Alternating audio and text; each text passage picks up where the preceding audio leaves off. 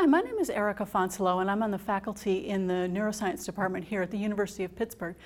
My background is in basic research, studying how neurons communicate with one another, for example, via neurotransmitters. And what I'd like to do with you today is talk very briefly about what basic research is and how it moves science forward. When people talk about research in general, they often make a distinction between basic research and applied research.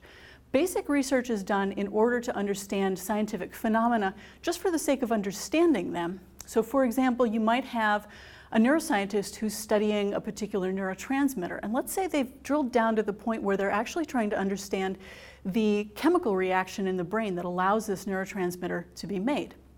This is considered basic research because the goal is to understand it, not necessarily yet to understand how to apply it.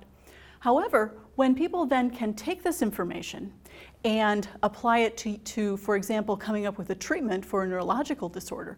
Let's say there was a neurological disorder in which not enough of this neurotransmitter was being made. In that case, then having an understanding of the basic way in which this is synthesized in the brain is very, very helpful. And this is referred to as applied research, or in the medical fields, it's often called translational research. Now, it's easy for people who are not scientists to think that basic research is kind of frivolous. We talk about studying neurotransmitters in mice and flies and petri dishes and things like this.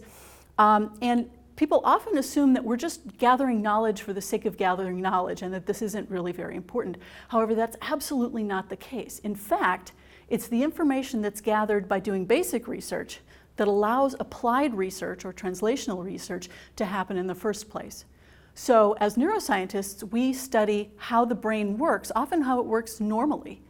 And this information can then be applied to come up with things like treatments and new technologies and so forth. So this is why it's so important to support basic research, and not just in the neurosciences, but also in other fields in general. Thank you.